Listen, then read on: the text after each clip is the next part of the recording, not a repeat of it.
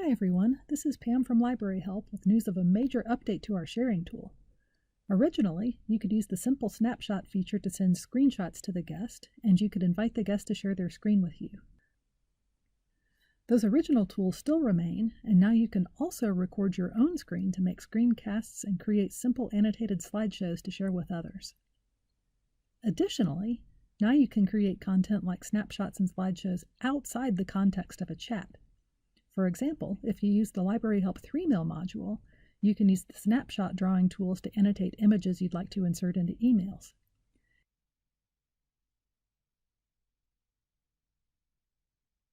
You can also use the sharing tool completely outside of the Library Help platform in conjunction with most any email system you already use, or in creating visual content to include within documentation, tutorials, and guides. The technical requirements remain the same. You do not need to download or install any special software, and neither does your guest. Everything runs in the web browser with no extensions, downloads, plugins, or non-standard settings needed. When used with chatting, the sharing tool is available in the web client and also via the chat management page used with Pigeon and Adium. Let's dive in. First, let's talk about snapshots. When you're chatting in the web client, you can send snapshots without launching the sharing tool by simply pasting an image into the chat typing box. If you're sending a screenshot, you'll capture it initially using another tool, such as your computer's built-in screenshot feature or something separate like Jing. I'll use the Windows 10 snipping tool for this one. Once you have an image on your clipboard, you can paste it into the chat window. You'll get a prompt asking if you want to send it as is or if you'd like to edit it first. I'll edit this one, and the sharing tool will open up to the snapshot editor. I can crop, draw boxes, lines, add text, resize, and so forth. I can also undo all of these edits in sequence and redo them as well. When I'm ready, I can send this to my guest, and they'll get it in a scaled down version in their chat box. They can click this thumbnail and open it full size in a separate tab. You can carry on chatting here in the sharing tool so you don't have to juggle so much.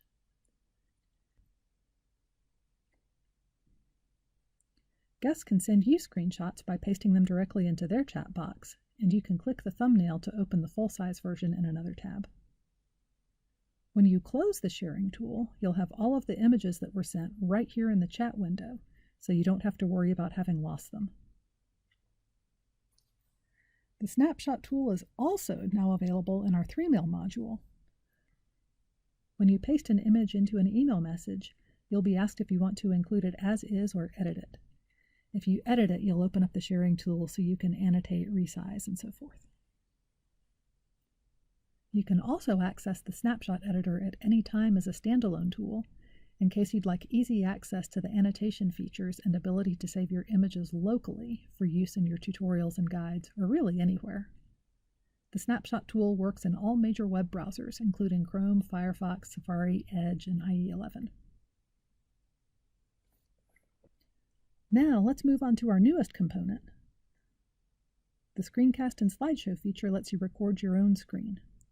This currently works in Chrome and Firefox. Microsoft List development in support of this feature is under consideration for Edge as of this recording.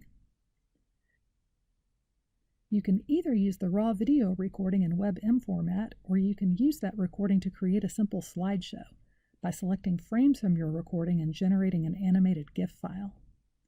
You can even annotate the individual frames using our drawing tools in order to further emphasize the steps you're illustrating. We created this ability to make an animated GIF in order to let you share moving annotated content in a format that will work on any device, regardless of its ability to play various kinds of true movie files. Animated GIFs will work everywhere. Like snapshots, this part of the sharing tool is available when chatting, and also as a standalone tool for use in creating content to use in other places like documentation, tutorials, and guides. To begin, you'll start recording your screen. Your web browser will prompt you about what you want to share with the recording tool. If you are working within a chat, you probably want to avoid including the web client screen, so you might want to capture only an individual browser tab. There is no sound capability at present, so you don't need to worry about audio capture. Then, you move through the steps you want to illustrate and return to the sharing tool to stop your recording.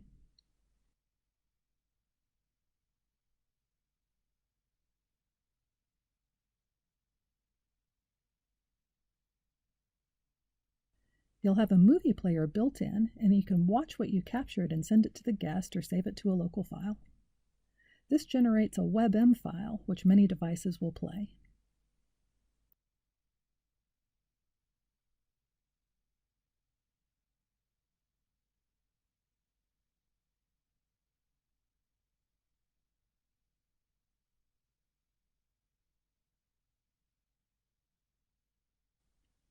But now that you have a recording, you can also use the Create Slideshow feature to select individual frames in order to build an animated GIF. Move the green slider along the track and click Add Slide when you see a frame you want to capture. Then you can optionally annotate the frame with the editing tools. I'm just going to add a small number of slides here in the interest of time.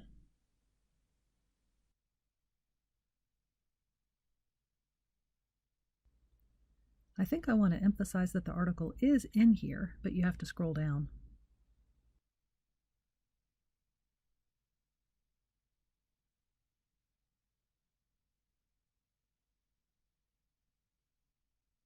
I think I'll just do one more.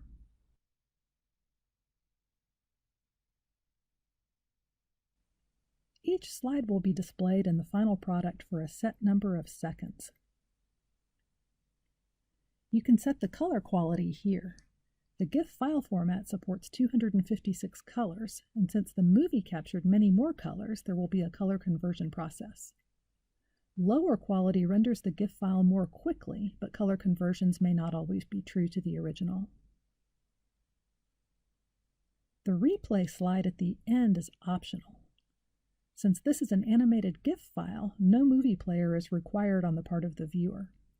If you're sending one of these during a chat, the guest will view it in its own tab, and this replay slide at the end will help them understand that they can reload that tab to watch your slideshow again.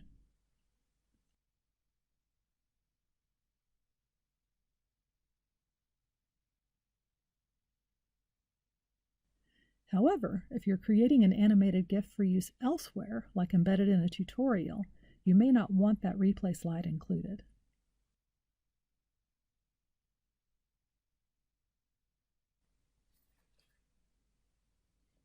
And finally, screen sharing remains available for use during chats, so that you can view the guest screen in real time. It works for guests using a secure chat box and a compatible web browser, including Chrome or Firefox.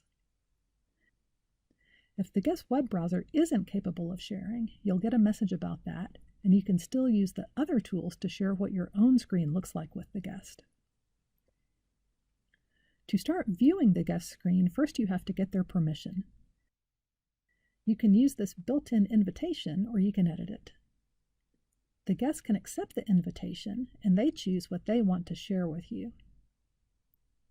We have 3 monitors here to choose from, so I'll pick this third one.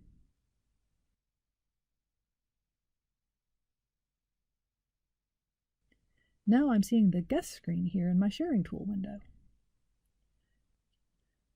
From here, you can zoom out and zoom in to get a better view of the guest screen, and you can take a snapshot of it in case we see something we'd like to direct them to.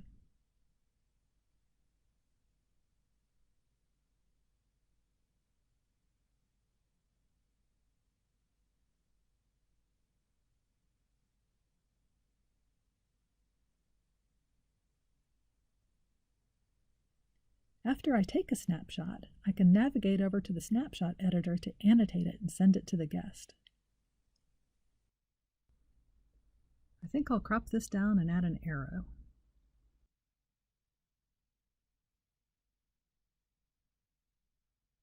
Now I can go back to viewing the guest screen. And there's my snapshot in their chat.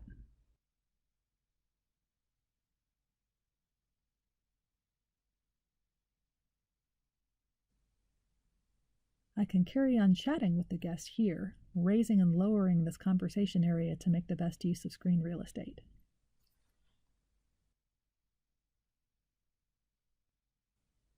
Either side can end the screen sharing at any time. The guest can end the sharing on their side using tools right in their web browser. When I close the sharing tool on my side, the guest will get a note that screen sharing has ended. I think that about covers it. We hope you'll enjoy this update. Over and out for now.